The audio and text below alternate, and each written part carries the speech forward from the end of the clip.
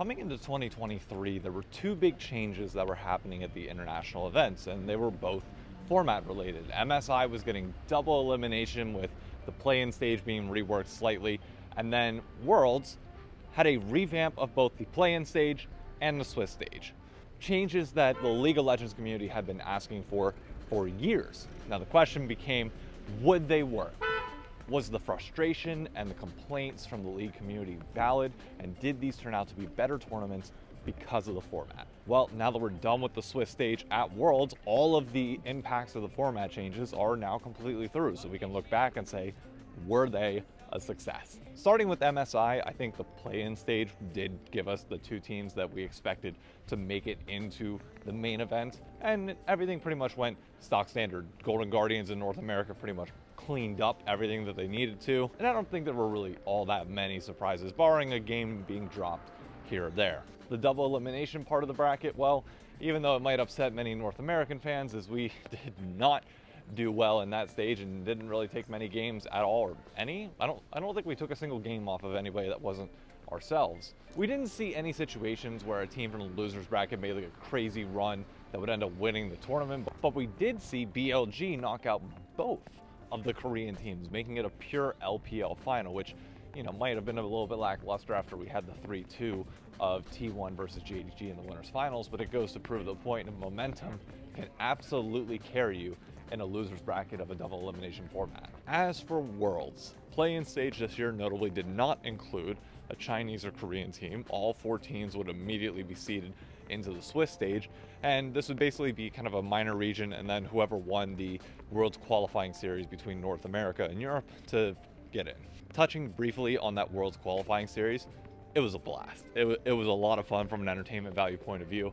From a competitive perspective, I don't know if 4 seeds are necessarily needed from Europe and North America, considering how BDS went in and more or less didn't really do anything, barring like getting out of Swiss stage. And granted, they probably should have lost to PSG, but hey, they still won. They got their shit together in time, but they weren't able to make any noise in Swiss stage. And it's not like I think that PSG would have done anything had they made it to Swiss stage either. I think it would have been a similar result, but it just begs the question of whether you value like the European 4 seed getting in or PCS getting exposure and getting stomped. Either way, you know, both teams are probably going to do that, but given the nature of the format from Swiss stage where the lower seed teams face off against each other and what we saw from GAM versus Team Liquid, there are a chance at some of these upsets coming through. So is the World's qualification series needed? Do we need 4 seeds from Europe and NA? Probably not, but I'd imagine Riot's going to keep it anyways just because it seemed to work decently well. And having at least one of them in play-in stage is kind of nice because even though it is purely minor regions, let's be honest, viewership was perfectly fine. You always worry whenever you don't have Korea or China involved that, yeah, things could go a little haywire and viewership might be low, but no, it was perfectly fine. Loud fans showed up, Brazil showed up, and PCS and Vietnam put on a very good showing in viewership. I don't know if it broke records, but nevertheless, it was very good and sustainable given that there were no major region, like massive heavy hitters in there. Still hard to believe that DRX was in play-ins last year and went on to win the entire thing. That's still nuts to me. Swiss stage itself, did it work? Did it accomplish everything we wanted? Was it this drastic shift from what we had the prior year? No.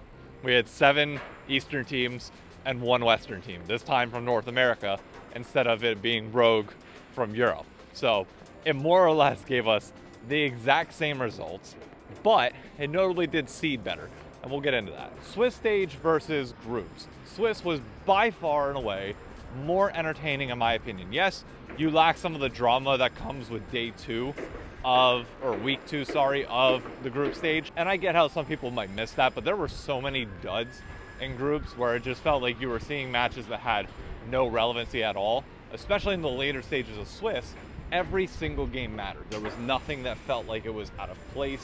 There was nothing that felt irrelevant. Like literally every single game that was played mattered. Even if it didn't end up resulting in a team making it on, there were still impacts that would be felt throughout the entire thing. For example, Team Liquid getting upset by GAM. Part that people are going to debate most probably is whether Rogue was a more fit team coming out of group stage than NRG coming out of Swiss stage, given NRG's relatively easier path to get out than teams of years past. And that is the nature of Swiss stage when it's not seeded. You will have teams that are able to make this run without having to play anybody significant. Now, had G2 won that series versus NRG, I don't think anybody would be questioning this, because you would have had a team in G2 that beat the 4C from both China and Korea, and you say, okay, well, in order to get out of Swiss stage, you got to replace one of those two, so it makes sense. But because G2 did all the work there and NRG just took care of G2, it gives this weird taste, or like this weird flavor in people's mouths. So the one change I would make for next year is I would change up the pool system for the initial draw. I do not think the LCS one seed should be anywhere near the 1 seed and 2 seeds of the LPL and LCK. We went winless against them. Now, granted, Europe had some better results thanks to G2, but that was pretty much it. We'll finish the rest of this once I get into the city. Viewership in the World Swiss stage broke record highs, and this might go on to end up being the most viewed Worlds that we have ever had in the history of League of Legends. And that again just speaks to the nature of when every single series matters, when there's always something on the line, there's always something to tune into. Now, granted, T1 absolutely carried viewership, which is to be expected. They're the most popular team in the game. That makes sense. Faker's the most popular player. Still, other than that, it was incredibly strong. Co-streaming definitely played a part in this Worlds as well, as Cadril has been carrying some pretty good numbers all tournament long, especially as Weibo is playing and giving interesting storylines at any time they were playing, and then Europe was going. It just created more drama, which was great. In terms of entertainment factor, the draws and having 5 of them were incredible. The draw guy himself has become like a mini celebrity in the League of Legends community, and it's going to be one where like each and every year those draw shows become one of the most popular things in the world. I mean, viewership on my videos, let alone anybody else's, like LS, Cadril, Dom, etc. Like, viewership popped off on those. So like from an entertainment point of view, having 5 draw shows versus having just 1 is incredible and just adds to the excitement. Now, with those draws, we got lucky this year, to be very clear. We had that round 2 mishap, or not mishap, but like we had a lot of domestic matchups, which is not bad, assuming that they can't play each other later in the tournament. The problem is, that is still entirely possible. We dodged a bullet this year. Riot didn't have to deal with the repercussions of their own actions because they just, quite frankly, got lucky. But next year, one of the changes that needs to happen is you need to add in a double jeopardy clause, which means that you cannot have a team that has played against one another earlier on in the Swiss stage play again until knockouts. Now, the issue you're going to run into still is you could still have an insane amount of domestic matchups. Like in the final draw, we could have ended up having Europe versus Europe, China versus China, Korea versus Korea. That could have happened. We got lucky that it didn't. But I would like to see that revamped to just make sure that it can't happen, because even though it didn't happen this year, odds are not like against it popping up again. By the way, it is Halloween day, and Macy's is now prepping for Christmas season. They're probably like their busiest time of the year, and this area obviously gets kind of nuts. The final thing to touch on is,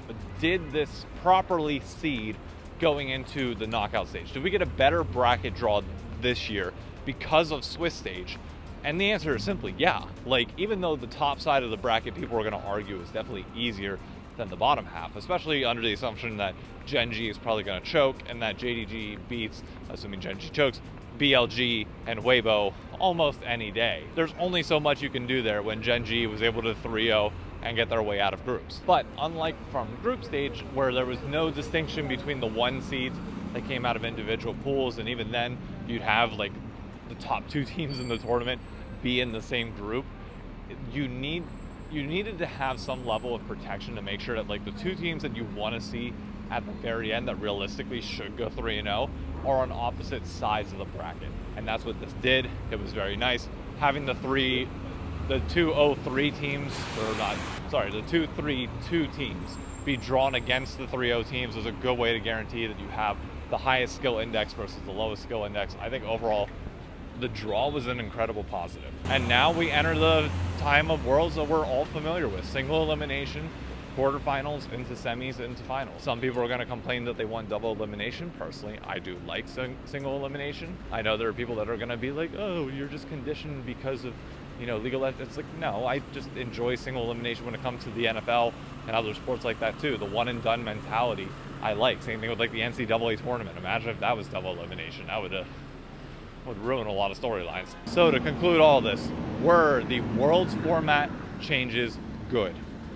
Yes, absolutely. We have a few more steps that we need to go, specifically with the seeding and pooling of Swiss, to make sure that we can fully optimize this and make it perfect. But yes, I think this is a massive step up from prior year. We've gotten rid of a bunch of needless matches that made no difference in the tournament whatsoever and had no weight to them, which is good. And the question becomes now, for the LCS, as Riot Global has set the standard of, hey, we don't like best of ones unless we absolutely have to. Hey, LCS, take some notes. We deserve best of threes, but I'll save that for a different video. Anyways, thanks for tuning in. Catch you on the next video. See you later. Adios.